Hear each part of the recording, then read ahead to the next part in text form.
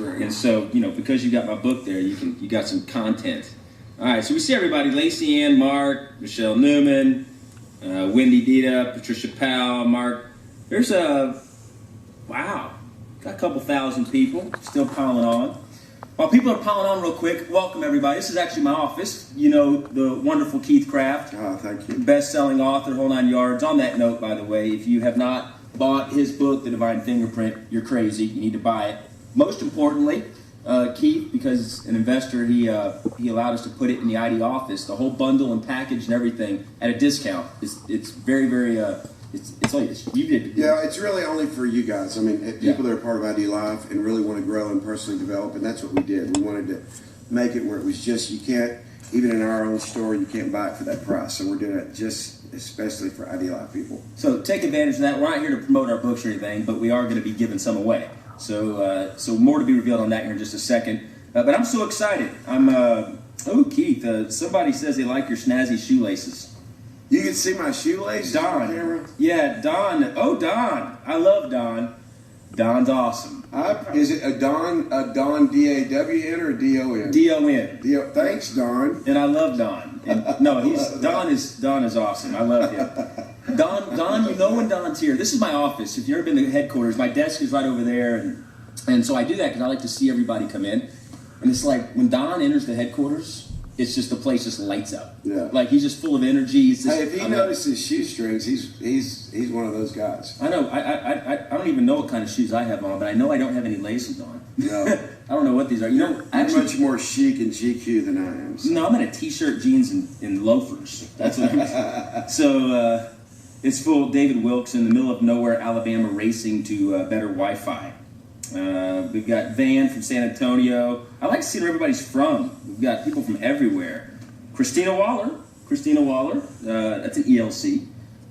She's big time. All right, let me go over some announcements really quick as we get started. Then we're going to get the meat and potatoes. This is your night, and we're going to be doing these for you where we can just try to add value to your lives, answer your questions on leadership, personal development, teamwork, whatever it is you want us to answer.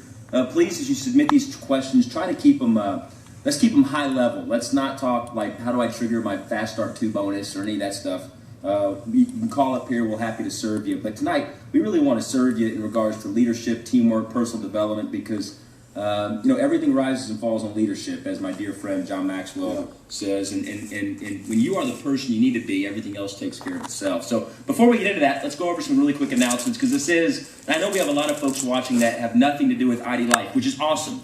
This is to add value to the world. We believe at ID Life, we believe that we don't need a better world for our people. We need better people for our world, and everything else takes care of itself. But I do got to cover some business really quick at the front end, and then we'll have some fun and answer your questions live. Okay, January was the best month in company history. I mean, Keith, we shattered every record. Awesome. I mean, it's insane what you all across America have done in the month of January, especially considering.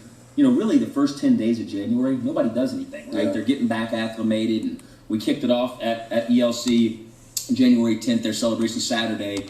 In the last 21 days, of January were better than the previous 90 days. That's awesome. I mean, that's pretty incredible. So too, Logan, what that speaks of is the kind of year you're going to have, because your January sets the course for the year. And I think if you could think that way and just not go, oh great, January's over, good, now coast, how many people you signed up or how you built your team in January, let that be a template for the rest of the year. I think it's a great point too, and the studies show that 7 days into January, I think it's like 90% of people have already dropped their New Year's resolution. So one of the reasons Keith and I are doing this tonight is to get you back on track. So if you've gotten off track, if January wasn't the perfect month, look, it's over. Let's focus on where we're going here. So for the company, though, it was unbelievable. Thank you all in the ID Life world for changing people's lives. So obviously big results. In my opinion, big results deserve a big reward.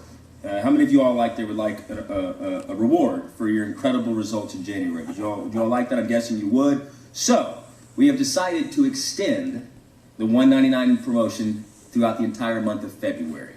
Remember, it's $199 to be an associate, versus $399. It's only $199. The best part is you get a 40% discount off that order when you enroll. Now you got to make sure you tell everybody that so they don't miss out on that. When you enroll, they actually get 40% off all of our products. I know you love our vanilla meal replacement shakes. And now listen, they might think I'm just doing this to promote it, but No, I'm not. I don't like vanilla. I just got to tell you, I do not like vanilla. I've never ever, in fact, if I can avoid vanilla is so vanilla to me. That's the bottom line. So I like chocolate, I like strawberry, I like chocolate peanut butter banana, I like strawberry banana. But I'm telling you what, this vanilla, seriously, for real, is like the best vanilla thing I put in my mouth. You know? Yeah. The only thing. And by the way, I want to friendly reminder. Just saying that. Who told you that, by the way? Well, you did tell me that, but listen. Here's the thing. This is the first time I've had it. Okay. Now I'm going to say something, and this is for real. The only thing I can relate the taste of this to is homemade ice cream. I like that. No, I'm serious. I'm serious. Yeah, that's a good analogy. Because for me, I'm a taste guy, for real. I mean, for real. Texturing food, all that stuff. Pretty kind of actually eccentric about it. But when I tasted this, the taste that came to my mind was like homemade vanilla ice cream, which I haven't had in forever. And I thought, wow, now I need to go have some. But I've got some. I'm drinking it. There you go, and it's good for you. So remember, $199. We just extended it for February. That's our way of saying thank you. And I tell you this, and I'll say this, and right now Mark Bennett and the whole staff's going no. But I'll say this: if you all beat January, all right. So in the month of February, if you beat January, I'm 99% sure I'll extend it again in March. That's it, right? So I'm throwing it out there. You do this, I'll say thank you again. We'll extend it in March to head up to Revolution. But you got to beat it. So if you like the $199, knock it out of the park here. The cruise, we just finished double points. A lot of you have qualified for the cruise. Amazing, congratulations. This is the last month. February is the last month to qualify for the cruise. So come join us on the Freedom of the Seas. Good chance Keith and Sheila will be coming. Really? Yeah, When is it? You didn't even know that. I didn't know that. No. But that was going to be a surprise. That was going to be a thank you for all you do for the company. But it'll be fun. But we'll go if you're not booked in speaking gigs and all that, then we'll do it. No, okay, here's the thing. If I get to go on that, I'll speak. I'll do a little speaking too. Well, that's actually what I was hoping you'd say, because on our incentive trips we do advanced leadership trainings. Because you realize if they've earned the incentive trip, they've gone above and beyond. Freedom of the Seas. That's the good one. Yeah. Are we talking about like that? Because I've been on like the celebration, the carnival. Oh my gosh. No disrespect.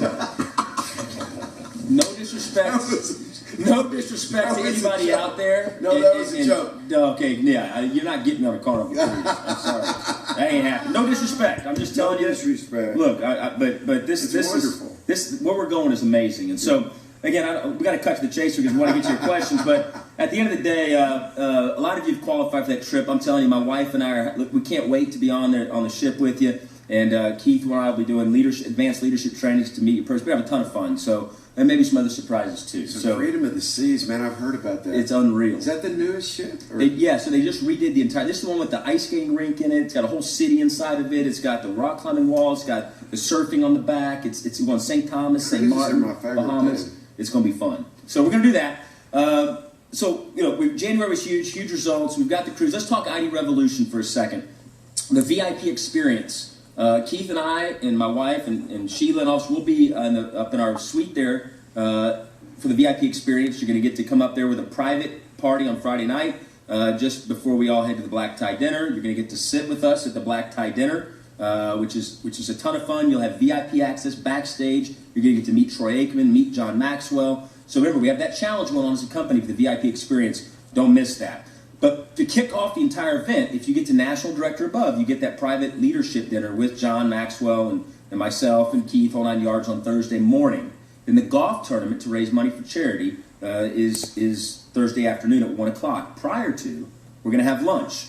And John is going to do a private training at the golf tournament for lunch, a lunch and learn for only 150 people. So if you have not booked your foursome or a single ticket for that golf tournament, it all goes to charity. Hurry and do so, because I know space is filling up very quickly, and who knows, if you go book a golf tournament foursome today before the end of the night, like midnight tonight, or a single ticket or something, maybe I'll send you a free book or something, an autographed book of Stout Advice as a way of saying thank you for making a difference for those that are less fortunate. We're going to have a ton of fun at that golf tournament, so please be sure to be there if you can. And then Thursday night, April 9th, Thursday night of ID Revolution, John Maxwell's kicking it off live, and it's going to be big time. So you're going to get to hear him live for 2 hours. Don't forget that. Of course, Friday, Keith will be speaking. Troy Aikman will be speaking. And then we have some other surprises they don't know about, so don't say anything. Okay. Some other surprises, some surprise guests. And yeah, so I should have told you that. So don't mention anything because they don't know. It's a surprise. I'm not saying anything. Yeah, it's a surprise at the event. So that's that.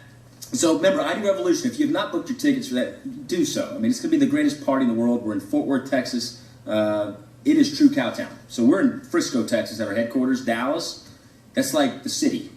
Fort Worth, I had to buy my first pair of boots. Yeah, that's what I was going to say. Everybody's got to wear boots. You got to wear boots. I mean, this is you all from the Northeast and all over. You want to know Texas? Woo-hoo. This is the place. It is awesome.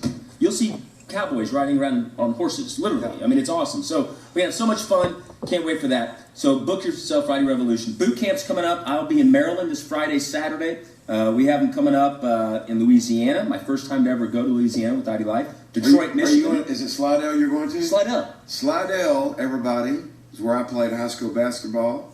That's where I went to school. I love Slidell, man. You know the Slidell in 1975. Okay, that's when I moved there. I'm watching Johnny Carson one night, and he says, "Ed, have you ever heard of Slidell, Louisiana?" Ed goes, "Slidell, no." He said, "The fastest growing city in America." In 1975. And it set a course there. There's some, let me tell you something. Slidell, if they don't have the biggest team yet, they're going to be one of the biggest teams. You know why? Because that's a place where winners are born. Winners are born? That's all I want to say. And championships are won. I've been there. I know this. It really is. I have a comment there, but I don't want to. Okay, I don't know if I'm going to go there. No, I'm just telling you. You watch it. Hey, watch and see what happens with the teams in Slidell, Why don't Louisiana. you come with me for that boot camp? When is it? What's the date for boot camp in Slidell? It's in 2 weeks. It's in 2 weeks? We'll see. Why don't you come with me? We're flying on the plane. I'm going to be in South Africa. I'll see. Okay, he may come with me. How about that? Hey, I'd love to come to Slidell. Yeah, you got to be a legend there, huh? Slidell. Probably not. Probably. They ran you out of town, huh? Probably not. Hey, by the way, this Saturday, first Saturday, February 7th at the corporate office, 9:30 to 11:30. So it's the first time ever. We're going to have a business presentation, training, sample products, recognition. A lot of our top income earners and leaders will be here running that here at the headquarters this Saturday. So if you're in the DFW Metroplex, come up to the headquarters, 9:30 a.m. Bring guests with you. It's going to be awesome, okay? We have some other surprises coming. New webinar. We've got a video that's going to be premiering tonight. It's a brand new video about ID Life. It's called Welcome to ID Life. Look for that new video. It's going to be posted on my public figure page, the Logan Stout public figure Facebook page, not my private page. I'm transferring everything over to my public page. My private page has been full for forever. So if you all please go to my public figure page, follow that, like that. That's me posted on there. You all navigate to my personal page. So we're going to post the premiere of that video. In fact, we'll do it right when we're done with this live stream. So go to my public figure page, like that. We're going to premiere a brand new video for you all that you're going to love, that you can share with people. So we'll have a lot of fun with that, okay? So anyway, I'm seeing the questions rolling in here, Keith, Good. and it's pretty fun. Let me make sure I didn't forget anything real quick before I wrap up. I just want to make sure I didn't forget anything. Oh, this is one thing real quick. Okay. I've got a brand new book coming out, and it's going to be at ID Revolution. So the first time you're there, and the book is going to be basically, I went to the drawing board on how to build a network marketing business. And the reason I did this is there's all these books out there, and I read these books about network marketing, when these guys clearly never actually built a network marketing business. They're just trying to get you to sign up for some deal or whatever. Right. The problem I'm having, folks, is I don't know a name for it. So I need you all to submit a name for this new book. It's just about network marketing. That's it. So you got Stout Advice, just about network marketing. Then we'll have another book coming out called Level 10 Leadership. But I need a name for this network marketing book. It's only about network marketing. And if we like the name, if you submit it on my public figure Facebook page, in fact, Lori, put what name do you suggest on my public figure page, and then post away. And if I like yours and yours is the favorite, I'll have a gift for you. I'll mention you in the book, actually. It's coming up with a name. How about that? Let me think what else really quick. Make sure I didn't forget anything. We're good. All All right, so let's rock and roll. We're going to get into the questions. Keith, again, thanks for being here, man. Thank you. I appreciate it. You're I've got a title for your book. already? Yep. What do you got? Here's what it is. The most important thing about you. That's a long name. Yeah, but let me tell you why it's most important. Because the most important thing about you is your network. Your So anyway, network. just think about it. I hate the title. Okay. Honestly. I hate it. I think it's terrible. I love it. I love it. I think it would be just. You do not win the prize. But I do love. I love the premise behind it. Yeah. I love the premise. Your network leads to your net worth. Yeah. You know. I like the premise, but it's too long. Yeah. It's got to be short, sweet, catchy. You want short. But it's got to say what it is too. Okay. Let me think about it a little bit more. Go ahead. All right. So let's get to the first question. Okay. All right. Here we go. By the way, just one rule. Yeah. We're going to rule everything in before we rule anything out. So let's don't. That's true. discount it That's true. totally. That's Okay, true. All right, go ahead. I promise you this. I will not discount any of your suggestions. Only his. Thank you. So if Thank you quote his suggestion, don't. But everything else is good. Perfect. All right, good. All right, here we go. I've got another one. Okay. Network rules with exclamation. Oh, I kind of like that. Okay, just think about it. In other words, your network rules. So network rules, but it's rules of being a network It marketer. could be seen two ways. Yes. But it's network rules. All right, go ahead. Hey, let me write that down. I actually like that one. Just give me another second. I'll come up with no. Go ahead. All right, here we go. Let's get on to their questions. Okay, so I've got all right. I want you to start. Submitting questions. We're going to see them live. I'm seeing them live. And I have a flat screen behind the camera here with questions as well. When they ask questions, I would like to know who asked it, so we can give them props if they're comfortable. If they don't want to know, they don't want their name mentioned, then obviously we don't want to mention their name. This person just put a question. So, what is the best way to facilitate the company culture into your own personal team? Now, I say what we do is these questions, because we have people that are not affiliated with ID Life. Right. They just want to learn and grow. Let's answer the questions. Okay, I'm seeing it's coming through right now. Who's asking this question? This is from President Barack Obama. What's the best way to facilitate your company culture into your own personal team? What did y'all put in his meal replacement shake? I want to know what y'all That put in his is shake. really good stuff. Golly. I watched you preach on Sunday, both services, the one that started at 11 and at 1. I'm going to tell you. Okay. That was an inside joke. But I told Haley, I said, he clearly had an ID energy drink before that service, I because did. you were on fire. I did. I do the energy drink a little bit different than everybody else. We're talking about that. I don't put any water in it, just straight. Okay, go ahead. Y'all think he's Sorry. kidding. You go All right, ahead. so here, what's the best way to facilitate the company culture into your own personal team? I think ultimately you have to look at what is a culture. A culture, and we're going to get serious now. A culture is not something you want it to be. A culture is not something that, culture is huge for me. Here at ID Life, internally, corporate culture, the Dallas Patriots, coaching a team, you name it. People are confused. They have these mission statements and all this stuff, which Yeah. I'm not against mission Yeah. statements. But you can't fake a culture. So many times they think a culture is what you want it to be or aspire to be. No. Hear me on this. Your culture is what you are. Yeah. Your culture is what you are, and the best way to facilitate the company culture or the culture that you want into your life is to be that culture. It's the law of attraction. If you are that, you're going to attract that, which makes a culture of that. Right.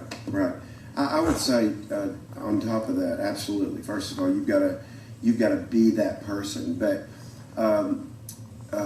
the other thing I would say, really two things, is that your culture is based on, first of all, what's most important to you, and we talk a lot about that, but core values. So here's what's most important to me, and then you identify what's most important to you and your team.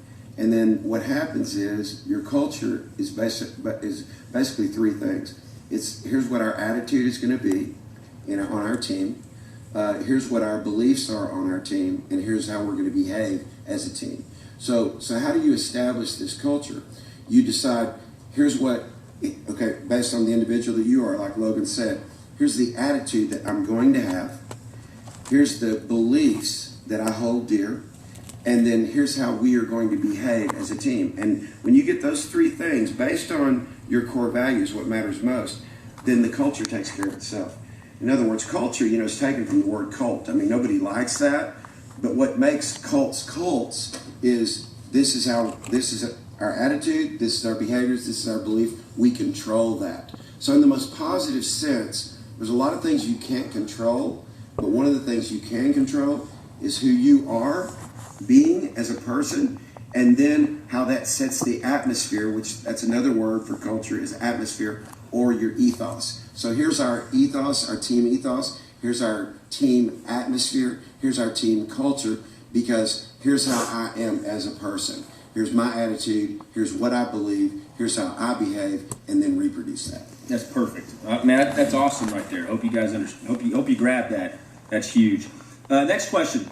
What is one behavior or trait that you have seen derail more leaders leading a team? Well, I'm going to tell you what. You know, character is what protects your talent. Yeah. Every one of us are leaders. Every human being is a leader. Even if you're just leading yourself, you're still a leader. But, you know, in direct sales, network marketing, and coaching, I mean, you look at the Warren Sapp thing today. I mean, Warren Sapp just derailed his entire career. Everything he's been working on, you name it, by doing something stupid. You know, and we hear stories about that every day. But ultimately, you know, what I've seen, particularly in home-based businesses, is when leaders have a little bit of success, you know what I mean? They stop getting, they get into management mode versus leading, right? Management mode is you quit getting down in the trenches with them. Leading is you're down there in the trenches. And you know, one of the biggest things I see derail leaders, particularly when they have a little bit of success, is they forget that leadership is an honor. Leadership is a privilege. Leadership by permission. Whereas some leaders get a title and they think leadership is by position, right? Yeah. I'm such and such position, so you have to answer to me now, or you have to listen to me. The greatest leaders in the world lead by example, and they understand leadership is a gift people give to you. And so you never take that for granted. And I can tell you, for me personally, you know, the greatest gift that all the ID Lifers and folks in the Dallas Patriots or whatever have given me is the gift of allowing me to be a leader in their life. Yeah. And it's the most humbling thing. And one of my biggest prayers every morning, quite frankly, in my quiet time, every morning I pray, it's God, I pray that I'm not letting you down with the responsibility of leadership you've given me. Yeah. And that goes into parenting, that goes into being a spouse, that goes into anything you do. Understand that when you've been entrusted to lead, and people have entrusted you to be their leader, man, that is one of the most amazing gifts somebody can give you. And don't ever forget that. They chose you. You didn't choose them. Yeah, very good.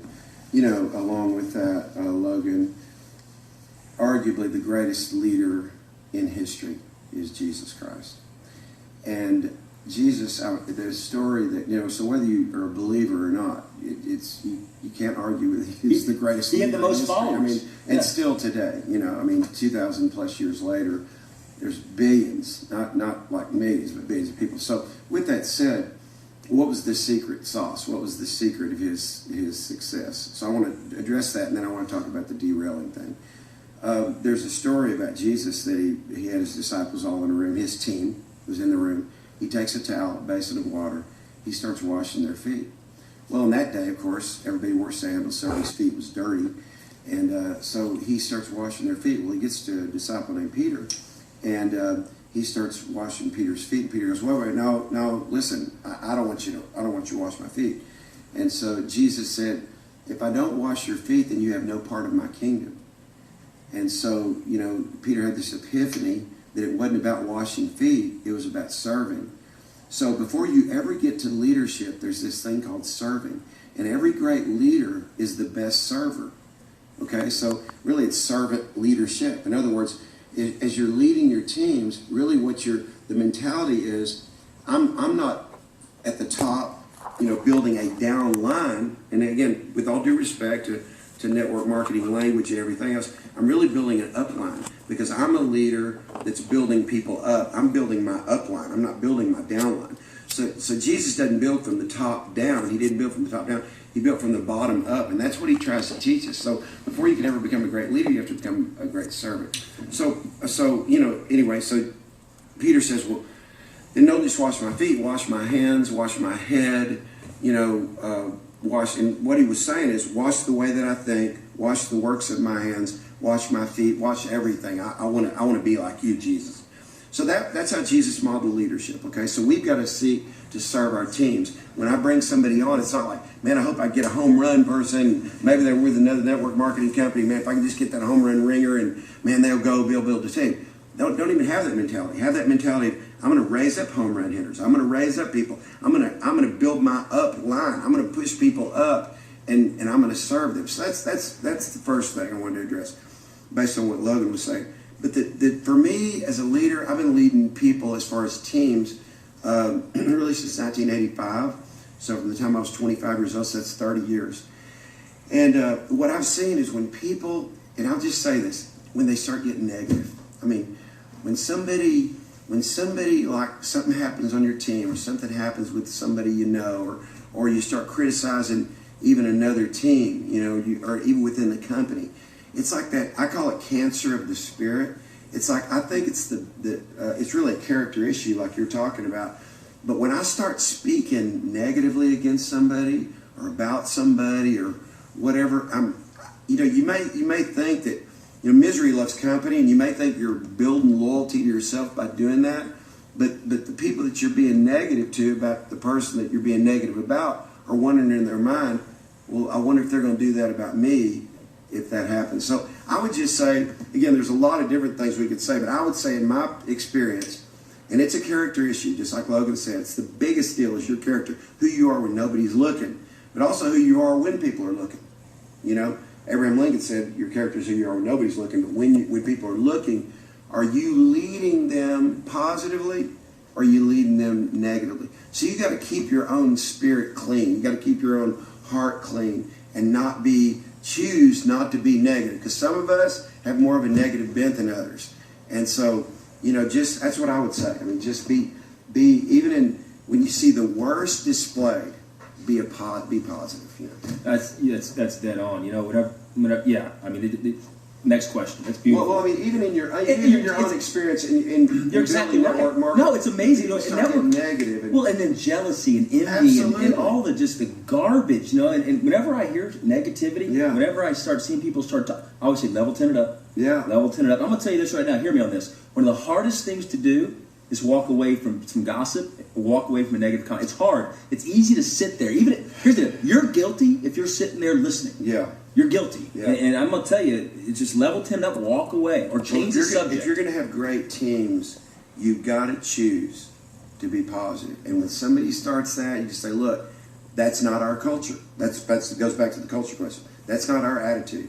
That's not our behavior. That's not our belief. So, again, I can't emphasize it enough. Again, I call it cancer of the spirit. Within every cell, there's cancerous cells. Within every team, there's negative people. And as the leader, you've got to be the one to keep everybody positive.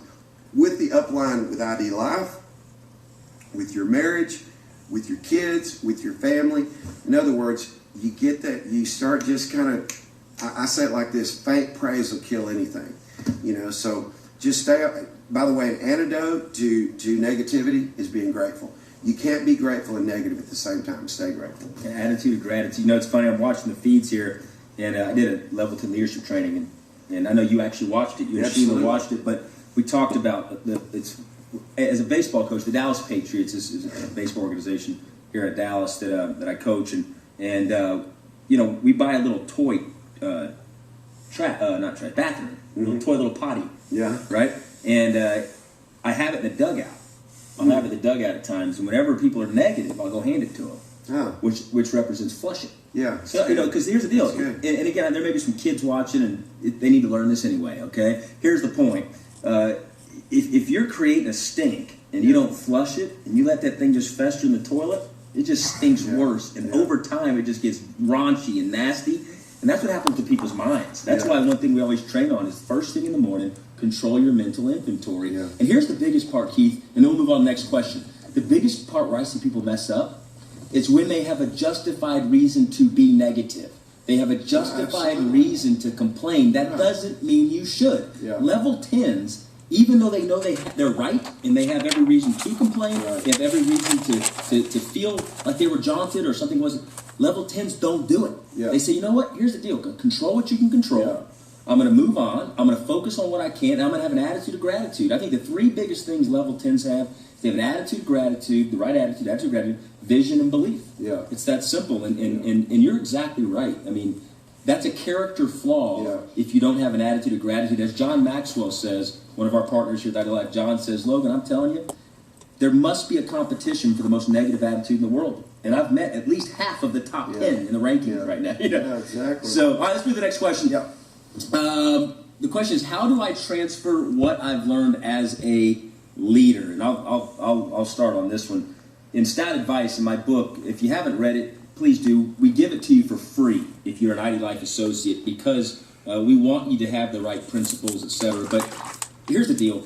How do you transfer? It's all about mentorship. And the mentorship process is 5 keys, in my opinion, and it's in my book. The first key is you got to model the right behaviors. You can't lead someone by telling them. Life is caught, not taught. Mm-hmm. They see what you do, that's what they do, and it's that simple. And you know, you've got to model the right behaviors, number one. Secondly, then you teach what you're doing. Third, you train them how to do it. Fourth, you equip them, right? Equipping's critical. People don't understand the difference between training and equipping. Look, if I want to train you on how to be a great hitter in baseball, or a great pitcher, or a great shortstop, or a great outfielder, I can train you, but until I give you a glove and a ball or a bat, I haven't equipped you to succeed. So it's model, teach, train, equip, empower. Those are the 5 steps. The right mentor works themselves out of a job. They empower someone to not only do what they've done, but they empower them to be better, to be even go rise above where they've been. And those are the 5 steps, in my opinion, to transfer over, you know, the leadership. So look, everybody just kind of hold up your hand like this and get what he just said, get it on your finger. So when you look at, so how do I remember those 5 things? This is a little pegging system in memory. Just put it on your finger. So what's the first thing again? Model. There's the 5 steps of the mentorship process. All right. Model, right? So model, that's the little finger. Okay, so I'm going to model. That's where it starts. And the way I would just encapsulate that, put an exclamation on what he said. If there was one thing to transfer leadership skills, it would be you modeling enough excellence that you're followable. And that's very personal. So it's easy to say model, but what does that mean? You've got to be followable. And if there's not enough excellence in your life where people want to follow you, you'll never build a great team. So model, and then the next thing? Model, teach what you just modeled. Teach, okay. Train. Equip. Empower. So just think about that on your hand. Like that way you can remember it. And as a leader, that's great stuff. All right, let's look at the next question here. Let's try to see. What are some of the small steps you can take to become a more effective communicator? You know, it's interesting. Communication, that is one of the most misunderstood words. You know, the first thing, it's a fact. Your body language is the number one way to communicate, right? Yeah. So it goes back to the attitude of gratitude. If you're smiling, if you have a good energy, it's like Don, who we were talking about. Yeah. Every time he walks in here, I mean, the guy has just got an incredible. In fact, let me see that. Let me see that from you, Keith. Okay. Don, you're getting this, my man. I'm going to customize this into you. I'm going to say, Don, thank you for your passionate, infectious, I like that, infectious attitude. That's awesome. Boom. Don, that's going to be sent to you, my man. Next time you come up here, it'll be up here all the time. But going back to the question, you know, everyone speaks, few communicate. Everyone speaks. So obviously we talked about body language, but everyone speaks, few communicate. Yeah. Right? And I think there's 2 keys to me in communicating effectively when you speak. Mm-hmm. Number 1 is, did your actions validate what you're saying? Yeah. Right. So if what you do in life, if you're not walking the walk, then what you're saying, you're not communicating, because it's going. But when you're living life intentionally by design and you're doing things the right way, people are going to listen to you. Yeah. Right. Even if you're not even if you're not a great communicator, Moses. You know, and again, you don't have to be a Christian to be watching this. We're using examples from the Bible. Yeah. I'm a Christian. He's a Christian, but you don't have to be. We love you no matter what. Here's the point. Moses was a terrible communicator. Yeah. Terrible. Yeah. Right? I mean, you got Mosaic law. Terrible communicator, but it was who he was. Yeah. You know what I'm saying? So people would listen to him. Then a comes along. But the moral of the story is communication. Everyone supposed to communicate. If you want to communicate, model it, right? Yeah. Model the right behaviors first. right? And then what you say is going to be valid. Yeah. It's going to have substance to you. And I think that's what I would say about communication. Yeah. The only thing I would add to that would be, I think as a communicator, and again as a presenter, okay, as a presenter, let's just kind of take it to that level for just a second. When you're presenting to people, first of all, you want to be yourself, but you also want to bring energy into the room, and that's what I'll always bring energy. You know, there's only really two kinds of people that are in every room, and that's energy producers and energy demander. And when you're one of those energy producers and you're communicating or you're presenting, just be thinking, my job right now is to produce energy. My job is not to give information. My job is to produce energy. And so when you're just having that mentality, it's like, is what I'm saying producing energy? And then there's one little thing, is that if you could ever just tell a personal story, if you could ever just relate something to where people are, then you're being a great communicator, because that's what Jesus did. That's why he talked in parables. What he was doing is he was touching the heartstrings of people by communicating with them on a level that they could understand. So just always remember that. Everybody has enough going on in their life that is similar to yours, that if you can take one of your personal examples or one of your stories and just identify with them, then you're on your way to being a great communicator. That's awesome. Liz asked a question, and she said, it's from the live feed here. Liz just asked, what's the best way to approach cold market recruiting? Now, I'm going to make this so even if you're not in network marketing, this can you can apply this to your life. Look, there's two types of folks, in my opinion, or two mindsets in any given situation, right? One is your transactional, or your relational. And the transactional folks is always, what's in it for me, right? What's in it for me? What's in it for me? And you know what's interesting? Those are the ones that are broke their whole life. Those are the ones that don't have any quality relationships, typically. Those are the ones that are alone. And the relational person is the one that's saying, how may I serve you? Yeah. How may I add value to your life? John Maxwell, I keep referencing him because, in case you don't know who he is, Inc. magazine named him the most influential leader on the globe. 75 books, 26-time New York Times bestselling author. And every single time John, in our backstage, every single time at an event, the first question he will ask before he goes on to whoever hired him or whoever hired us or whatever the situation, first question he'll ask is, how may I add value to you today? Yeah. How may I serve you before I go up there? This is John Maxwell, right? I mean, he can go speak whatever he wants to speak about. Sure. And he just, how may I add value to your life? So let's go back here really quick. You asked about cold market recruiting. The number one key is be relational, not transactional. And in my book, I hate to reference my book, but by the way, I don't make a penny off my book. Every penny goes to charity, okay? So I'm going to reference it because you need to read it. I wrote it for my 2 kids so that if I died, they would have a manual other than the Bible, alongside the Bible, that they could apply to their life of how Daddy got to where he was, if you will. But in the book, I talk about how to be relational versus transactional. And the first thing is, look, you're going to engage in conversation with somebody. The person leading the conversation is not the person speaking. It's the person asking the questions, okay? So look, and here's why this is important. The wealthiest people in the world build networks. Everyone else looks for work. So whether you're in network marketing or not, this applies to your life. Get to know people, open up conversation, and then just ask questions. And then after you ask enough questions, you're going to be able to relate to them, connect with them. Somehow, on some level, you're going to connect with them. Like we mentioned the boot camps, Slidell, Louisiana. Boom. I had no idea that you played basketball. Slidell. There's my conversation piece in this example.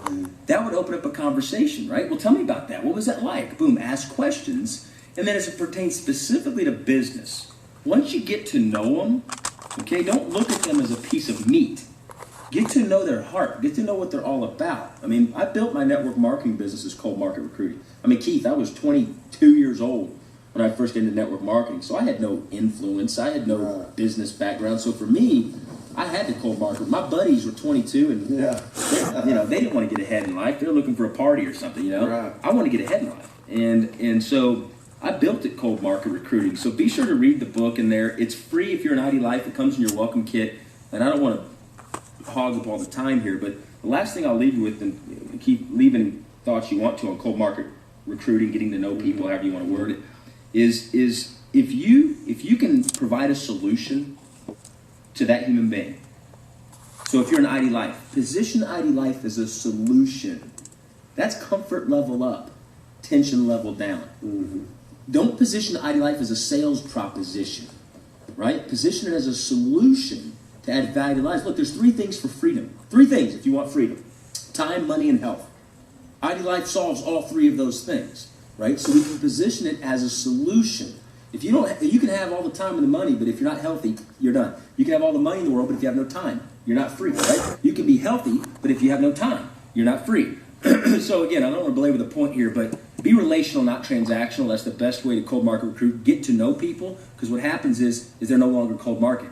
They're an actual relationship. Relationship, right, leads to a friendship. Friendship leads to a trust level. Trust level leads to influence. And as John Maxwell says, everything rises and falls on influence, right? Leadership is influence, nothing more, nothing less. Absolutely. So, well, I would say too, again, something I learned from John was people don't care how much you know till they know how much you care.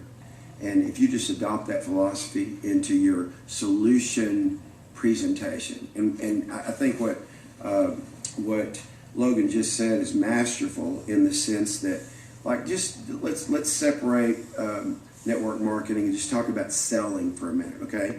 When you're selling something, and everybody is selling something. Like a lot of times when I go speak at events, I'll say, "How many of you are in sales?" Well, the people that don't raise their hand don't get it, because we're all in sales. Okay, we're all selling something.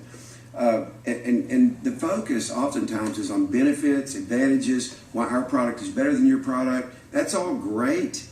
But the solution side of selling is exactly what Logan just said. In other words, it's helping people to understand that you're not just trying to sell them a better pill. You're not just trying to sell them a better way, even necessarily. What you're offering them is a solution that relates to their life. And just to get on that side of it. So, again, I don't want to be redundant, but I just wanted to, again, just encapsulate maybe some of what Logan said, and that is that just don't try to sell the benefits, sell the care, and then present the solution. Sell the care, present the solution. I love it. That's awesome. Next question.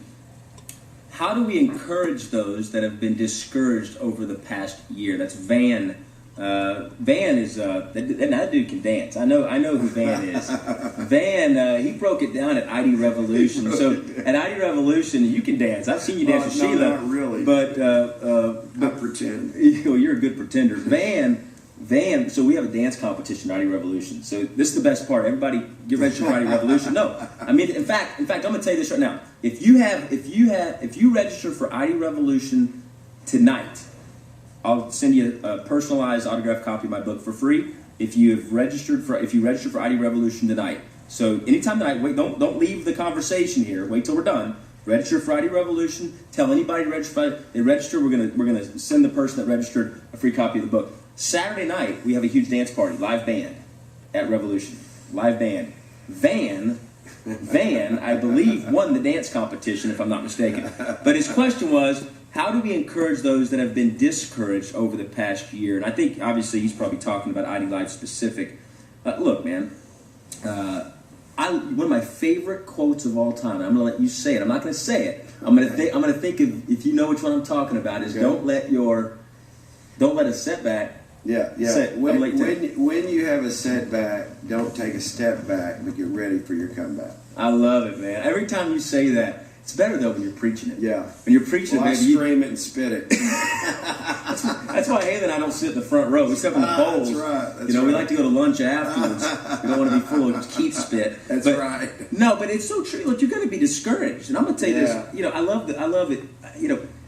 Your character's not revealed when things are going well. Your character is revealed when you face discouragement and adversity. And I'm going to tell you this. Those that get through that discouragement, those that get through that adversity are the ones that have a bullseye known as their why. They have a bullseye that is so clearly defined. It is on their phone. It is on their mirror. It is this is what I'm doing. Yeah. If it's in network marketing, maybe it's to get debt free, right? Maybe it's to get in good shape. Just remember this. Whatever got you where you are, that may have taken a day. Meaning, let's say your life isn't exactly how you want it, right? It probably took a while before you made some mistakes and you had some residual debt, you had some residual backlash, if you will, from whatever those decisions were.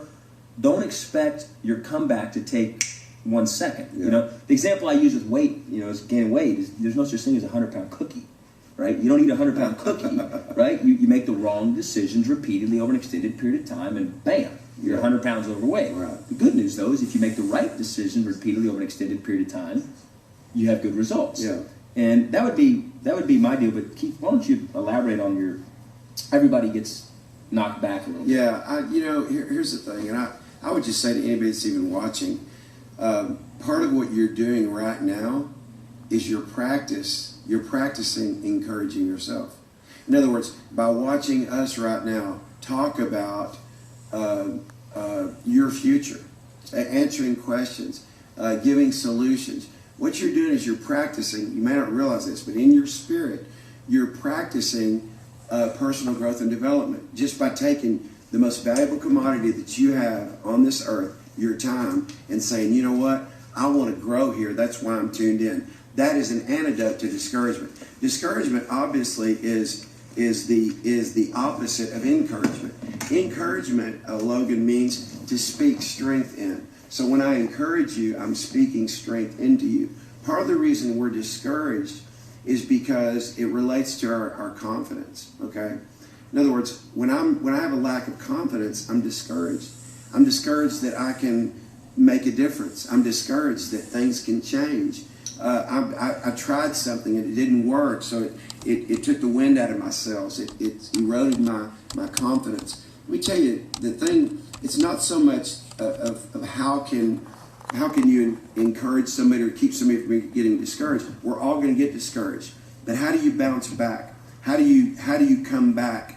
You begin to make a conscious decision that every day I'm going to personally grow and develop. I may not see the results today. I was in the gym today, you know, and I didn't walk out of the gym going, man, I'm stronger than I was yesterday. What am I doing? There's daily rhythms in my life that I do that are producing confidence that keep me on the encouraged side of life rather than the discouraged side of life. So it's like, when I look at my future, my question is, what am I doing today to have a better future than I have today? Well, I've got to take action based on what I believe the kind of future is, not only that I just want, but that I'm going to have. In other words, I'm going to make it happen.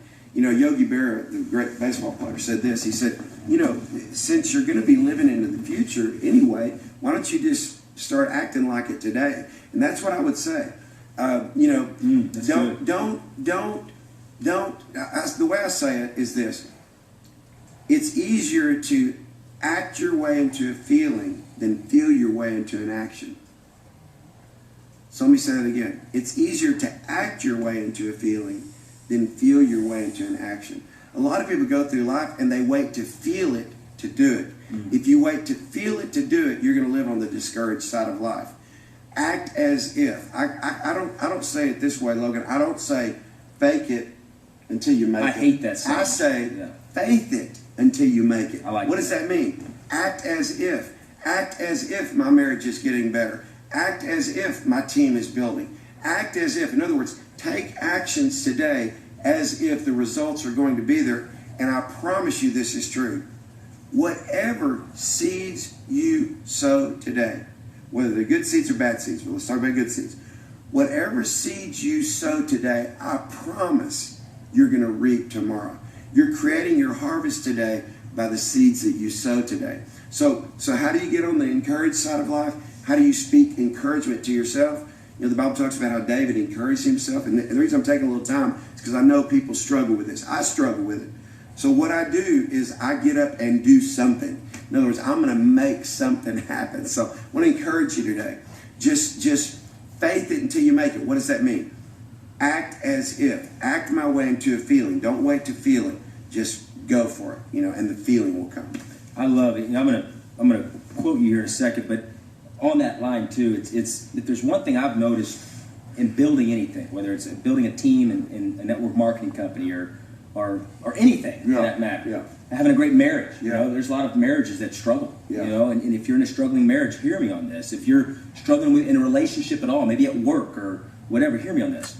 It's all about your foundation, right? But here's what I can tell you: it takes longer to build the foundation than it takes to build the building. Yeah. Right? I mean, you look at the World Trade Center. I mean, it took 5 times longer to build the hole, Yeah. lay the bedrock, Yeah. put the foundation down than it did to build the entire thing. Yeah. Right? But all people see, they just want to see the building. Right. And I'm telling you, a great marriage has to have a strong foundation. A great relationship has to have a strong foundation. Building a great marketing business, strong foundation, and it takes time. And I think you're exactly right. Act your way into feeling, don't feel it. Here's the bottom line. The foundation is ugly, it's boring, there's nothing to see. Right. There's nothing to see, but it's critical. I mean, it is so upholds critical. everything. It holds everything. What's sexy and looks great is the building. But without the foundation, you got nothing. And I'm telling you, never underestimate the power of your action. But I want to read something out of your book here. So before Keith and I actually even got to know each other, I got his book, and you can see, if you can see this, I underline stuff. I've got notes and highlights and stuff. But this is one of the things that you just, if you have not read this book, I'm telling you, Logan, I don't like to read. Look, I don't like to read either. But the price you pay for reading will far outpay the price you read for not reading. So read, but here's this. You put a part here, page 186, and it says, know the difference between winners and losers. Okay? Well, hear me on this. And I'm guilty of these. I'm just, isn't that funny? You underline the things you need to work on. Yeah, absolutely. That's why, yeah, absolutely. So you put, winners have passion, losers are always looking for passion. Winners have a vision for what they want. Losers hope they will find something they like. Winners learn from their mistakes. Losers repeat the same mistakes. Winners look for ways to grow. Losers see no need to grow. It's one of the questions earlier we had about leadership. What's the biggest thing with leadership? They think they'll need to keep growing. Winners fail and say, there must be a better way. Right? Winners fail. You're going to fail at times. Winners fail and say, there must be a better way. Losers fail and quit. What's the difference between failing and being a failure? When you fail, you get back up, you ain't a failure. But when you fail once, you don't get back up, that's a failure. Winners think if it's hard, it must be worth it. Losers say, if this is hard, it must not be right. Winners see the end from the beginning. Losers see the end at the beginning. Right? Winners focus on possibilities. Losers focus on obstacles. Boy, that's so true, isn't it? Oh my gosh. I don't know. It's cold outside. I don't know. Well, again, that's why you've got to faith it until you make it. You keep going based on what you believe the possibility is. Yeah. And this is one of my favorite. I tell this to my kids all the time that I coach. Look, winners find a way to win. Just find a way. Losers find a way to lose. You know, and so again, if you haven't read this book, I'm telling you, you've lost it. You need to read it. It's great. Let's go to the next question. That was a great question right there. Yeah, that was a great because question. everybody struggles with that. By the way, make sure you're around people that are producing energy in your life, or you're going to be discouraged. Find those people that you need to be listening to. You need to be having your life. So, all right, Shirley McLean. She's actually one of our big time leaders here at ID Live. She is. She's awesome. I mean, I don't even know where she lives. She travels the whole country, go to business. But she put, with a team full of blues, yellows, greens, and reds. She lives in Tampa, you know that. Tampa? Yes, is that what somebody just told you? No, Tampa. Oh, you just knew that, huh? You just knew that off the top of your head? Charlotte, we know you live in Tampa. He just had a little... She had a little... He didn't have his energy snort. If he had snorted his energy drink, he wouldn't have forgotten. Actually, I did have an energy drink. Hey, look, I got to show them. No, you had a drink, but you didn't have a snort. This is what I have in my office. If y'all can see this, it's my supply. I got that. That's hilarious. And then I've got my hydrate supply right here in my office. That's awesome. I'm never out. All right, so here's the question. Shirley has, with a team full of blues, yellows, greens, and reds, how does one most effectively lead and support with so many different personalities? They all take the same information a different way. Okay, what Shirley is referencing there is the part in my book where you talk about the person. Thank you for reading my book, Shirley. I appreciate that. It's the part there about personality types. You know, one of the biggest mistakes I made, particularly when I was younger, and I learned, I was like, man, I don't understand why they don't get it. I keep telling them, why don't they get it, right? And I'm a red. And if you read the book, it'll give you different stuff. But we basically built a personality profile type based on all the different ones. So it's simple to remember, right? It's very simple and practical, though. Look, here's the whole key. When you have a team full of different colors, the number one thing you have to remember is this, is treat people the way they want to be treated, not the way you want to be treated. Example, if somebody sends me a long email, they're treating me the way they want to be treated. If you send me an email that's longer than 3 sentences, I'm not reading it. I'm just telling you. If you private message me on Facebook, some long thing, I'm not reading it. I'm just, and I think that's the biggest thing people have to understand. If I'm speaking to a green, which is the detail analytical type, I'm going to send them a detail. Here's the deal. I won't write it, actually. I'll have Lori write it over there, director of marketing. But somebody's going to write it. Mark Bennett will write it. Yeah. But it's good. That way I'm speaking the way they want to be spoken to. If it's a yellow, like my wife, she just wants everybody to get along. She wants to befriend her. So with my wife, look, my marriage would be a disaster if I treated my wife the way I want to be treated. Yeah. It'd be a disaster, right? I just get to the point, blah blah blah blah blah. Yeah. So I have learned and matured and still am, to treat my wife the way she wants to be treated. And what's cool is she treats me the way I want to be treated, which isn't always good. But she's like, Logan, do this. No, I'm just kidding. But no, I mean, surely the bottom line is this: you got to first and foremost get to know people's personality types, and this applies to anything, whether you're in business, marriage, with your children. Cooper, he's only 2.5. He's a red yellow. You to the point with Cooper, boom. But he also wants you to be proud of him. He's very, when you get on to him, he's sort of Miles is a blue. He just wants to have a good time. If you get on him, that like stokes him to do more things he shouldn't be doing. Yeah. Miles, do not do that. He'll smile and do it again. But anyway, what are your thoughts on that? When you have a team, when you're living life with a group, I mean, you pastor one of the largest churches in the world. You're one of the most famous authors, speakers, motivational folks on leadership and teamwork. When you have a group of folks with different personality types, and they all take information a different way, what have you found to support a large group of people? Yeah, I think, again, just back to communication style a little bit. There's basically, I've studied communication for a long time. In fact, that's what my degree is in, communication. And people are either visual, and that's 60% of people. Okay, people are kinesthetic, and what that means is they're more on a feeling level. They process communication by their feelings. Or people are auditory learners. So there's only 3. Okay, so if you'll just think about this as it relates to your team, when you're painting a picture to people, when you're trying to get them to see something, like if I was talking to you and I said, "Hey, I want you to see this. I want you to see what I'm saying," which I'm very much visual, by the way. So I'm like, okay, here, like I'll even, while I'm speaking, whether it's in church or at a leadership event or a corporate deal, I'll say, "Okay, y'all see this. I want you to watch this. I want you to look at this. I've heard you do the same thing. You go, okay, y'all watch this. I want you to see this, not hear this." You'll say, I want y'all to watch this. I want y'all to see what I'm saying. Okay. Well, what you're doing at that point, just by your language, is you're hitting 60% of the people. They're seeing it. The only problem with that is 33% of people are feeling. They're kinesthetic. So even again, this is a little thought process as it relates to your teams. You got seers, you got feelers, and you got hearers. Seers, feelers, hearers.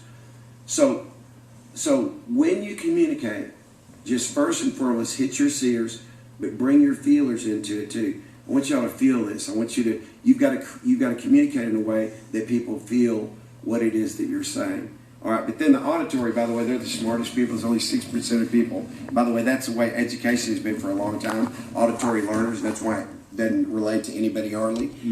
Higher education. It's all about auditory. 6% of people are auditory. They're going to actually hear what you say. And I think that's the frustration, especially for really intelligent people. It's like they're not getting what I'm saying. Because they're not hearing what you're saying. You're trying to get them to see it, and they're not. Anyway, so that's just I know that's kind of a lot I took on right there. But if you can just remember, in any group, in your family, you can just do this. Say, hey, like, do you see what I'm saying, or do you feel what I'm saying more, or do you hear what I'm saying? So if you've got children, for instance, that like I've got one of my children, Josh, he's not a child anymore, he's an adult. He's a hearer, so he ain't gonna see ever what I'm saying. I'm going, you see what I'm saying? Are you feeling what I'm saying? Okay, let's talk about the actual word then. Like one time he came to me, he's little, he goes, "Dad, somebody called me a jerk at school." I went, "Is that a good thing?" He goes, "Well, you know what jerk means, don't you?" I said, "Well, I thought I did." He said, it means junior educated rich kid. So words for him are very important. You see, for me, if somebody calls me a jerk, we're going to go to, you know. So, but see, auditory learners they're going to hear it. And a lot of times we're missing it with our teams. We got to consider the personality types. But more than that, just remember this. You'll hit 60% of the room if you help them see it, whatever you're trying to say. You'll hit the majority of everybody else if they feel what you're saying. You're exactly right. So, all right, let's see. Let's find another question here. Lindsay Laboski out of the Houston, Texas area says, as a leader, when do you know your teammates are ready to grow on their own and you can move to running a new teammate? You know, the short answer to that would be if you're still wondering, they're not there yet, probably. But no, that's not the answer. Look, here's the deal. When people are ready to spread their wings and fly, they start to spread their wings and fly. And the worst thing you can do as a leader is try to hold them back. Yeah. You know, I know for me, I have a different personality in that I want to kick him out of the nest. Right. Because that means I can go mentor somebody else. Right. You know, this brings up another great point. A lot of leaders, and I hate to say this, but it's a big sign of insecurity. A lot of leaders are stuck on being the leader. Yeah. They're so caught up in being the person. And what are some characteristic traits that you know that they want to be the person? So they talk about themselves all the time. Every time you post something, they're trying to one-up it, or they're trying to validate their self-worth. And you know, leaders are comfortable in their own skin. You know, they don't need to be patted on the back. You know, they're good. And why that's important is if you're going to build a huge team, you have to go through the mentor process, right? The model, teach, train, and empower. And I've always said this: if you can't get that process done in 120 days with an individual, and it shouldn't take 120 days, but if you can't get that done with 120 days, don't blame them necessarily. Look yourself in the mirror and say, okay, what are you doing wrong? You know, are you enabling them or are you empowering them? And you know, you enable in the beginning, but it leads them to empowering them to spread their wings and fly, so that you know, they're ready. You know, and for me, what I always looked for when I was building the network marketing downline specifically, I always looked for, or if I had an assistant coach that I was mentoring with the Patriots or whatever, I always looked for them wanting to take the initiative. I always looked for them wanting to go on their own. And that's for me when I knew, okay, excellent. And then I would literally, my last conversation, I feel like you're ready to go. What do you feel? Yeah. And if they feel like, you know, I'm ready to go, well, good. Well, I'm here now to be a sounding board for you. You call me anytime you want, but rock and roll, you know what to do. Go duplicate the mentorship process. Yeah. And I would just say, along with that, which is awesome, is just identify the wannabes around you. And I mean that in the most positive sense. Identify the people that want it and spend your time with those people. So just if somebody wants it, then it's worth your time. If somebody's just in it to try to make money or whatever, it's all good. But just know those around you that really want it and invest in them. You know, I just saw a quick question by Lisa here. She put, "How do you lead leaders instead of followers?" You know, this is fingernails on a chalkboard to me, and I know the intent of the question, and I think it's a great question. That's why I just started out. How do you lead leaders instead of followers? Look, every human being is a leader. Every human being is a leader. Every expert was at one point in time a beginner, you know, and that's so important. I want you to hear that. Every expert was at one point in time a beginner. And, you know, when you look at your book, you know, Keith, your divine, and I hate to keep referencing the book, but I love it. You know, when you talk about your divine fingerprint, the whole premise of this book is, you know, you have, you know, a fingerprint, an imprint that nobody else has ever had, to leave an imprint on the world that no one else can. Absolutely. And what does that mean? Everybody listening here and everybody not listening here is put on this earth by design, by their maker, to leave this world better than they found it. Absolutely. Meaning, they're not a follower. They are a leader. Now, there are different capacities in life where we follow. Because I can tell you this, every leader was at one point in time a great follower. That's it right there. Every leader was at one point in time a great follower. I still follow. I follow John Maxwell. I follow Jesus Christ. I follow Keith. I follow different folks. And what's important is you understand that, and as I think of that question, you know, your job is not to lead a follower. Your job, our job, is to help everybody see their 1%. Our job is to help people see that they are designed for greatness and they have unique gifts and abilities to lead and to make a difference in people's lives. And I'll let you elaborate on that. Yeah. Well, I would just simply say this. There's two thoughts, and that was awesome what you said. and that is that while everybody's a leader, again, and I'll say what Logan just said again, to be a great leader, you got to be a great follower. And by the way, you never stop being a follower.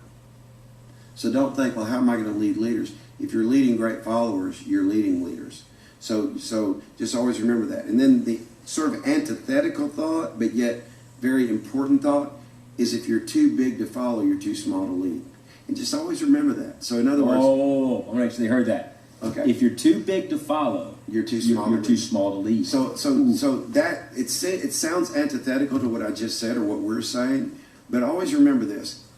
Logan said it first. He is a follower, therefore he's a great leader, and you'll never stop following. You'll never be like, okay, I'm the leader now. No, you'll always be a follower of Christ. You'll always be a follower of your mentor. You'll always be. We're sitting in the room. Scott Uncleback is here, and we've been in relationship for, I guess, 32 years. And Scott, we're friends, but then there's times where the hat changes and where he's following me, And guess what? There's ways that I follow him. So it's not like I'm the guy and he's not. No, it's like, you got to know. It's like, this is such a well-known illustration, but geese never fly alone. They fly at least in a 3 formation. Well, why is that? The lead goose thrusts his wings down. When he does, it gives a 40% lift to those that are following behind. When the lead goose gets tired, now again, this is research. It's been proven. When the lead goose gets tired, he moves to the back. Another goose takes his place. Okay? So in other words, it's not about, that guy's always the leader. Hey, there's times in a meeting, there's times, when Logan might be in a setting with his leaders and go, hey, just like he's doing with me right now. I mean, he's the man. He's the CEO of this deal, the founder. But he's saying, Keith, what do you think about that? He's deferring leadership just for a moment for me to impart into you as a leader. It doesn't mean that now I'm the CEO. See what I'm saying? So I think for all of us, it's understanding that, hey, like even in that goose analogy, that if a goose falls out of formation because they fly south every year, if they fall out of formation, there's always, because they're sick, there's always 2 that go with them, either until that goose recovers or until that goose dies. And so I would just say this: be the kind of leader where you're not only willing to lead by thrusting down and providing lift for others, but know when you need to go to the back and let others lead. That's awesome. That is awesome. Hey, Lori's our director of marketing. Everybody's blowing up my personal Facebook page, and I'm trying to get them to go to my public figure page because I'm not going to be checking my personal one as much. How do they do that? That's what's it called? It's facebook.com/what? ID Life Logan Stout? Is it ID Life Logan Stout? Okay, you all quit blowing up my personal Facebook page. We're going to do the public. And by the way, Apogee videos, behind-the-scenes videos of the Apogee trip are on there too. They're all on my public figure page. Okay, so it's the one where it says Logan Stout and Troy Aikman. That's my private one. It's the one where it says coaching Q&A and kickoff call with Keith Craft and Logan Stout. That's my public figure page. So go in there and like that, and you can comment. And on here we have a new book, Name It to Win It. Ooh, want to see some of the books real quick? Sure. Let's see what they say. Network Marketing with Integrity. Oh, I like that. Ooh, Net Worthy. If I didn't steal this from somebody. Shannon, you stole it from somebody. You should admitted it. You don't know. Level 10 Network Marketing. Well, I kind of like that. There's some good ones on here. There's a ton of them. I like it. All right, let's go to the next question.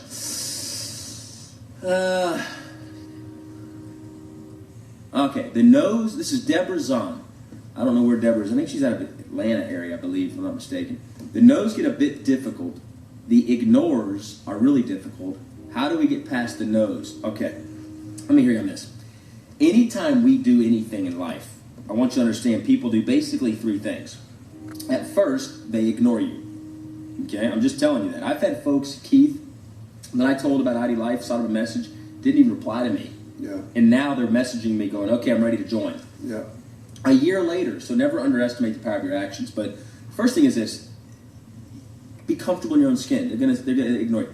Now, how do you deal with the no's? The greatest example I've ever heard of this is when you go to eat at a restaurant and they ask you if you want dessert, and you say, Mr. Stout, would you like dessert?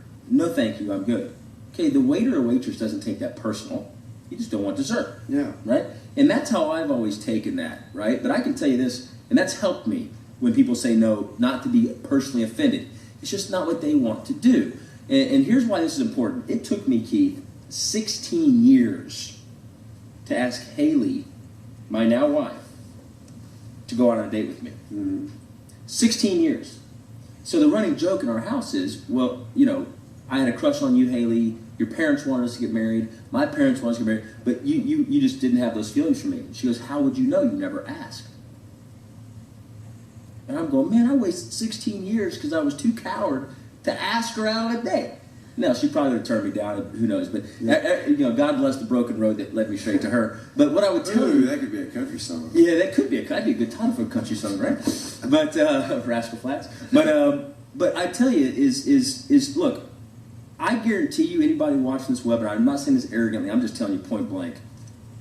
I've been turned down more than anybody watching this live stream right now. I guarantee you, I've been told no more than anybody. But as a result, it's the reason I've been told yes more than anybody. If you want to build a huge network marketing business, any company, you know, when I went to get investors, I mean, granted, we had the money raised instantly, but I can promise you, we had people said, no, it's not for me. And in my mind, I'm going, you lost your mind? It's going to be a multi-billion-dollar company. Yeah. I saw that. You know, I saw that, but I got turned down. Now, I could have said, well, maybe they're right. Maybe this isn't a good idea. And ID Life wouldn't be here. When I was told when I built the Dallas Patriots, which is now one of the largest youth baseball organizations on the globe, empowering young men through leadership through the vehicle of baseball. When I first started that program, I was 19 years old. And I was told by the guy who was the longest running coach, a guy I had a ton of respect for, he said, Logan, don't even try it. It'll never work. Don't even try to start a baseball organization. It'll never work. Thank God I didn't listen to that guy. Yeah. You know what I'm saying? So what would you say to folks that going through that discouragement, getting no's or being ignored? I'd say, first of all, live your life so that it proves every no wrong. In other words, when somebody says no to you, let it be fuel to your flame. In other words, you know, respect their no, but live your life so that it proves their no wrong. And just remember, most people live on the no side of life. And sometimes people live on the no side of life because of what they know. And guess what? A lot of people don't know that they don't know. So all they say is no. So here's what I would say to you. One of my favorite stories ever, I mean, in all of my life, is the story about Walt Disney and his best friend Art Linkletter. Oh, I love this. I mean, it's an unbelievable story. And again, I won't go into all the details of it, but I'll simply say this. Walt Disney had gone, what people knew is that were close to him, is that he'd gone bankrupt several times. Some people say up to 7 times. And in going bankrupt up to 7 times, of course his best friend knew that. So he takes his best friend for a drive out in the swamps in Florida, and he says, I've got this unbelievable idea, and it's gonna change the world, and this is gonna be a place. It's gonna be the happiest place in the universe. I mean, this is gonna be the happiest place on earth. And he said, in fact, that's gonna be the byline of it. I want to create a theme park. Art Linkletter looked at him. He said, "Have you lost your mind?" You know, he said, "This is a swamp." He said, "No, I'm telling you." He said, "And the whole deal is going to be based on a mouse named Mickey Mouse." And Art Linkletter told Larry King, this is when I saw it myself, told Larry King, he said, that was the my biggest no mistake. And the reason I said N-O was because of what I know or knew about Walt Disney, or at least what I thought I knew about him. So a lot of times the people that are saying no, number one, they're saying no to you based on what they know about you. Don't be offended by that. I can tell you this, to me, in network marketing specifically, because most people on here are ID lifers, a no to me always meant not yet. Yeah.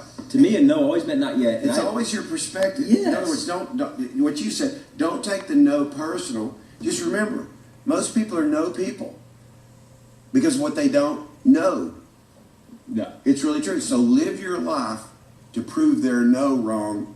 And guess what? If you get them now or if you get them next year, you'll get them. No, you're exactly right. And I can tell you this, you know, it's interesting, the people that quit because they get a bunch of no's. Yeah. Look, those no's, they're just waiting to see what you do. Yeah. That's it. That's my point. You know how many people we've told, well, if ID Life is here, after 2 years, then I'm going to come over to ID Life. But I just want to make sure the company. Let me tell you something. There's a reason when you read a history book, you read about all the pioneers. No one reads about the settlers in a history book. You read about the pioneers. Yeah. Because they're the ones who said, you know what, I'm doing it. Yeah. And you're so right. I always, and Scott Unclebox about to laugh at this.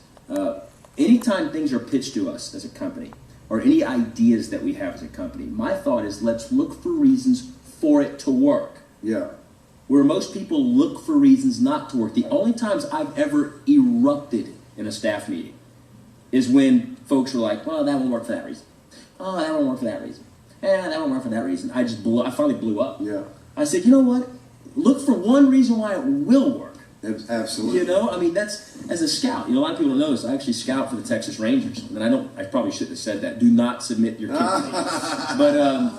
But when I go scout games, I look for something that I like in a kid. Yeah. Where most scouts, they sit there and look for things they don't like. Yeah. He doesn't run very well. He doesn't have good arm strength. And I'm like, he just hit the ball 800 feet. Yeah. I found something I like in this kid. Yeah.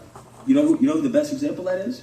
A guy named Chris Davis, former Dallas Patriot. 2 years ago, he led Major League Baseball in home runs and all-star votes and RBIs. And everybody was like, I turned him in for the draft, and the Rangers actually drafted him, and that was the Baltimore Orioles. And everybody's like, well, we just don't know what position he's going to play. Well, we just don't Can't do this. So here's no. That's my point. People are unconsciously incompetent. Remember that. Yes. And don't judge them for it. Just you become consciously competent and live on the yes side of life. And when you hear the no, just know that you know why you're a yes and you're not a no. That's good. Stay encouraged. I think, I don't know about you, I'm having more fun than this than probably anybody watching. Like, I love this. We're only going to go about 10 more minutes here. Here's the next question. John said, how can I encourage creative thinking? This is Mark. Mark said, how can I encourage creative thinking within my team and my organization? That's a great one. How do you encourage creative thinking? We kind of touched on this earlier when you had a terrible name for my book. How do you encourage creative thinking? In our staff meetings, what I always tell all of our employees, whether it's the janitor or Mark Bennett or Scott Okelbach or anybody, I tell everybody the only way I get upset is if you don't bring creative ideas. Yeah. Let's everybody get together and bring creative. Our staff meetings are more of a creative brainstorming session. Well, I just kind of said it in passing a while ago, but live by this: rule everything in before you rule anything out. And that's how you. In other words, there is no bad idea. There is no. Let's table everything, and I think that's what you do. You just create that culture within your team that, hey, listen, we are a think tank. This is our think tank. Let's go. Let's be creative. So. One of our core values at ID Life, if you ever come into our headquarters, in our wall, it has our core values. First is people first, commitment to excellence, but one of them is freedom. The word is freedom, and that means a lot of things, but one of it means is freedom of expression, freedom of thoughts, freedom of ideas, and I want everybody in this. Look, the last thing I want is for somebody to be a part of our team here at ID Life and have a great idea and not share it. Yeah. You know what I'm saying? I mean, I've been at the Dallas Patriots. Some of our greatest initiatives in the last 17 years have come from parents. It's come from players. It's come from, if we had the attitude of we have it all figured out, I mean, I can tell you this, some of our best ideas for ID Life have come from associates. Well, that's what I was going to say. Really, if you'll nurture that culture of creativity, you could actually help shape the company with it. I mean, really, truthfully. There's no question. So that I hope that helped you. And everybody is a creative. Remember that. Everybody is a creative. Here's a great. This is a great question from Crystal. What is an efficient way to get your head right as a leader when things are falling apart in your personal life? Now, look, this is a deep question, and the first thing I want to tell you is this: don't allow a temporary situation to create a permanent mindset. You've got a temporary situation that's not permanent; it's temporary. And anytime we all go through them, every one of them, all of us go through them, and don't ever allow a temporary situation to create a permanent mindset. I see a lot of people do that. They get scarred by life, and it creates this permanent mindset for the rest of their deal. Here's what I would tell you. First of all, I pray that you can go through these personal situations and you can rise above. And I promise you this, you will rise above. Not you can, but you will. Yeah. I want you to know that sincerely. And here's what I'll tell you. if you feed your mind the right things and you surround yourself with the right people, life just works better. Read the right books, right? Read the right books. Listen to as many things as you can like this. Listen to Zig Ziglar. Listen to John Maxwell. You can listen to that stuff. If you really are struggling with something, reach out to us here at ID Life. I want you to understand, ID Life is not a company. We're not just a movement. We're a way of being. And if you're really struggling with something, anybody out there personally, we're here for you, and we will pray for you, and we will pick up the phone and call you, and please let us be there. Life can be lonely. Yeah. Because sometimes we think when the world's falling apart internally, Yeah. we feel isolated. Yeah. And that's when you got to realize that ID Life, you have a family here that we care about you as a human being way above everything else. That's core value number one in our company. Yeah. People first. Yeah. And here's what I would tell you. You know, ID Life, the business, that's fine, okay? But you've got to get yourself right before you can expect. Don't worry about that stuff. Get yourself right. Well, that's even why we're doing this. I mean, that's what I love about Logan. That's why I invested in this company. I didn't invest in vitamins. You know, I didn't invest in just, although it's great. Everything's great. But I invest in people. And that's really what it's about. You know, Logan referred to my book. In his book, what I love that he talks about is do what no one will. It's chapter 3 in his book. He says, courage is seizing opportunities when very few people do. And I think about that when things are falling apart personally, part of the courageous disposition that you can take is, you know what, I'm going to do the next right thing. And so no matter what's happened in the past, start having the courage, summon the courage. My son was about 16 years old. He's 27 today, but we were driving along the car one day, and I said, Josh, when you summon the courage to do what others won't, you'll have in life what others don't. And if you get that mentality, if you'll take that courageous disposition to do what? Not fix everything in your past, but do the next right thing, you really will develop, Logan, a habit force in your life that, hey, if I did the next right thing, I can do the next right thing. But it's just being courageous enough to put the past behind you and say, I'm going to do what's the next right thing I can do? Do that next right thing. That'll lead you to the next right thing. Your confidence will build. Your courage will drive that confidence, and what you'll see is you'll have results in your life. They'll be better than what you've had in the past. Courage is one of my favorite topics. Have the courage to reach out to people too. Yeah. You know, a lot of times what happens Let is, them in. You know. Yeah, a lot of times what happens is people don't have the courage to say, hey man, I'm struggling with this. Yeah. Well, when you're going through it, you know what you feel like? You feel like you're the only one. The truth is, you're not. That's why you said people isolate themselves. Because, you know, this is a tribe. You know, this is a family. So just reach out and just, again, on a personal level, have the courage to do the next right thing. So let's wrap up with this. Keith, what are your final thoughts before that I'll book in this here? Okay, my thoughts are, first of all, you guys are incredible. And thanks for being a part of the revolution, really, a company that is making a difference in people's lives, spirit, soul, and body. Thank you for watching tonight. Thank you for being open to grow and develop. Let me just tell you, nothing in your life will ever grow beyond you. And just keep growing, keep fighting the good fight, and know this, that your alignments are more important than your assignment. So focus on that. One of your greatest alignments in life is with this company. And this company's got a great future, and you have a great future, and together we're going to do great things. No question. You know, Keith, it's always, you and I, we sit on these exact couches. A lot of you may not know this, and we jive. You know, we'll talk about things going on at Elevate Life Church, or things going on at ID Life, or things that are going on, you know, relationally, whatever. And Keith hit the nail on the head. You know, at ID Life, we're here to serve people. Yep. We're here to make a difference in people's lives, and God has His hands over this company. Yep. I'm telling you, He does, because we live in a world where people are trying to take God out of it. Yeah. And the truth is this, the way a lot of people depict God, well, no wonder they want to take God out of it. I mean, the world has made this fictitious God character that's nothing about His actual character. Yeah. And that's why people are turning away from the church. That's why people are struggling in life. And you know, I love the Gandhi quote. Gandhi said, he said, you know, I love your Jesus. I just can't stand your Christians. Yeah. And look, we don't expect anybody to be perfect. Okay? We expect you to be authentic. Just be real.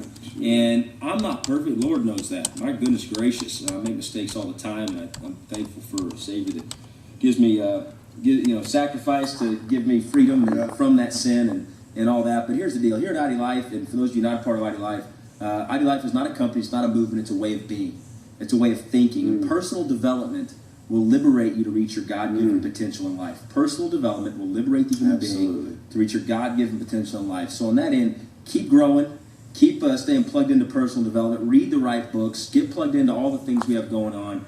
And I promise you, Keith and I will do this again. And of course, ID Revolution is going to be unbelievable. It's around the corner. Register for that today. We'll give you an autograph, personalize a book.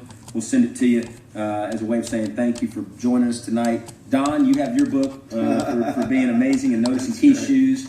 And of course, Keith's stuff is discounted in the ID office, so you can take advantage of that. Only for ID Life, folks. Hey, we love you all. It's an honor that you choose to spend time with us tonight. We thank you for allowing us just to impart some of our thoughts in your life. We love you so much. We pray for you, and you guys have a great night. Hey, remember this? The new video.